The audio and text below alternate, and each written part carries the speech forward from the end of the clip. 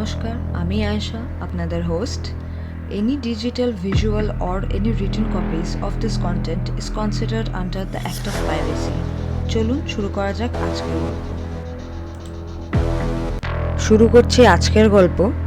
বাঙালি গল্পকথন চ্যানেলে আপনাদের স্বাগতম।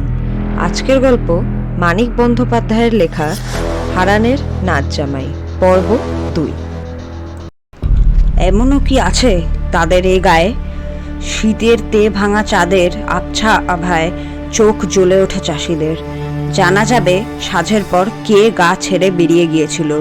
জানা যাবেই, এ বজ্জাতি গোপন থাকবে না।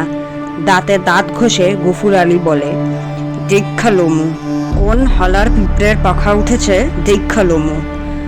ভুবন মণ্ডলকে তারা নিয়ে যেতে দেবে না। শালীগঞ্জ গা থেকে গায়ে গায়ে ঘুরছে ভুবন এতদিন গ্রেফতারির ওয়ারেন্টকে কলা দেখিয়ে।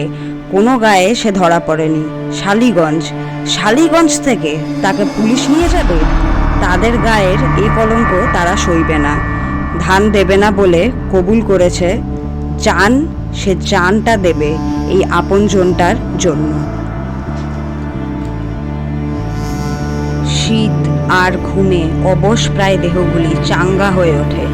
লাঠি সর্গি দা কুড়ুল বাগিয়ে চাষিরা দল বাঁধতে থাকে। শালীগঞ্জে মাঝরাতে আজ দেখা দেয় সাংঘাতিক সম্ভাবনা। গোটা আষ্টেক মশাল পুলিশ সঙ্গে এনেছিল। 3-4টে টর্চ হাঁসখালি পাড়া ঘিরতে ঘিরতে দপদপ করে মশালগুলি তারা জেলে নিয়ে। দেখা যায় সব সশস্ত্র পুলিশ। কানাই ও শ্রীপতির হাতেও দেশি বন্দুক।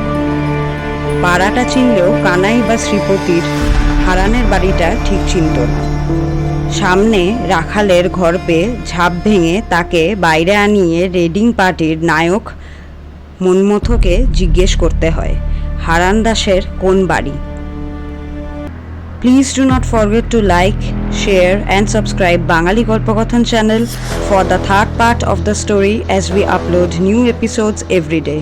Thanks for tuning in.